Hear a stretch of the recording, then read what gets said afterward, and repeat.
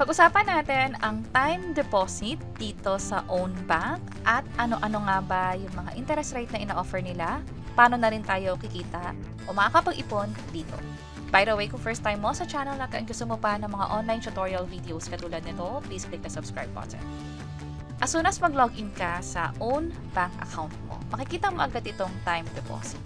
Pero just in case na nagbago na yung itsura nung sa first page nila, pwede kang pumunta dito sa second tab, parang yung grow na chart, kung saan kapag pumunta ka dito sa stable section, mag-scroll down ka lang sa bandang gitna, makikita mo yung time deposit. By the time na nire-record ko to, ito yung mga interest rate na ina-offer nila. So sa oras na tinatry mo na to, pwedeng magbago, pero pwede mong i-double check kung ano ba yung mas bagay sa'yo. Pwedeng ang piliin mo yung may pinakamataas na interest, pero i-check mo rin yung term niyan, kung gaano ba katagal nakalock yung pera mo. Try natin itong 15 days, yung 4% yung in-offer na interest. Ibig sabihin, after 15 days, pwede mo nang makuha yung pera mo, kasama na rin yung tinubo nito. So, kikita ka na kaagad dito after 15 days nga, or half a month lang. Ang kagandahan dyan, pwede kang mag-start for as low as 500 pesos. Ito yung halimbawa, 10,000 pesos yung tinabi mo muna as time deposit sa Own Bank, 13 pesos yung kikitain mo na. Again, ang pinakambaba, 500 pesos, ang pwedeng kitain, nasa 0.67. Pero kung tataasan mo ito, mas tataas din yung kikitain mo dito. Halimbawa, sa 1,000 pesos, 1.33. Sa 10,000 pesos, ito yung nakita natin kanina. And then kung 100,000 pesos, 133 pesos. Pataas ng pataas, mas malaki din yung pwedeng itubo ng pera mo. Ngayon, pag-usapan natin yung may pinakamalaking interest. 5.2% per year. 360 days nakalock yung pera, almost 1 year din. Pareho lang sa kanina yung minimum. 500 pesos, pwede ka nang mag-start. Kung sakaling dadagdagan mo ito, dapat in increment of 100 pesos. Walang sinasabing upper limit, ibig sabihin, ikaw bahala as long as gusto mong magdagdag, basta by hundreds yung dagdag nun, pwede dito. So kung 500, yung minimum ang ipapasok mo, 20 pesos agad yung kikitain yan. Again, that's after 360 days. Kung 10,000 pesos, nasa 416. Kung 50,000 pesos, nasa 2,000. Kung 100,000 pesos, nasa 276.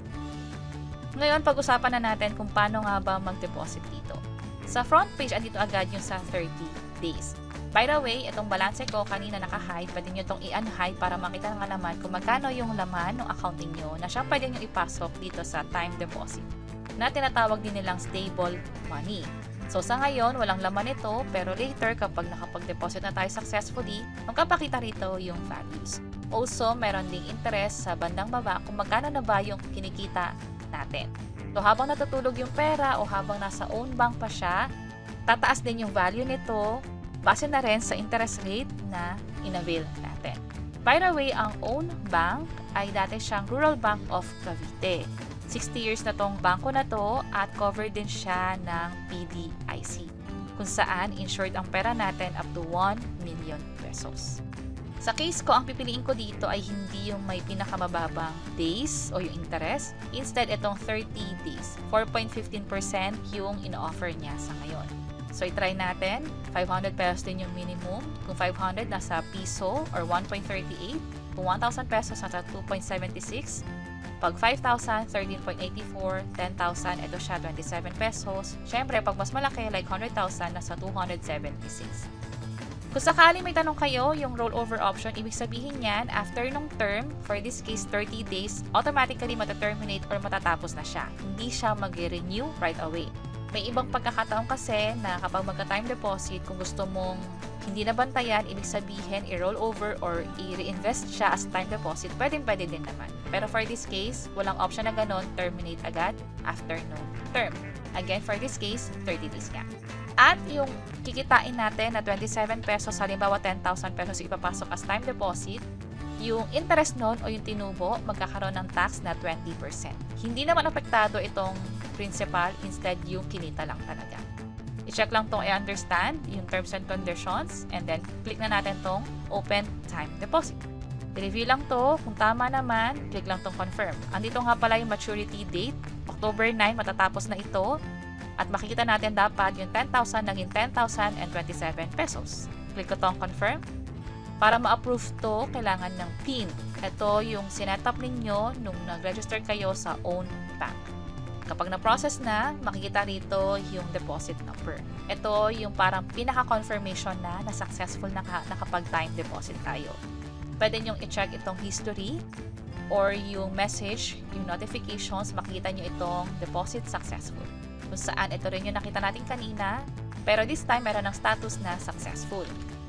Also, kapag check nyo itong second tab, kanina walang values to, pero ngayon meron na. Yung 10,000 na dineposit natin sa time deposit, napunta na siya sa stable money. Nabawasan na sa flexible money ko, pero yung overall assets ko pa rin yung pinagsama-samang naka-invest dito. Mapa-flexible, stable, or long-term pa yan.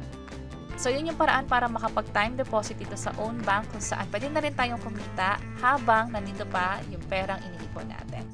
Sana nakatulong tong video na to. Kung pakiclick ang like button at para sa iba't ibang mga tutorial videos, pwede nyo i-check ito nasa baba. Sana makatulong and see you sa mga next videos.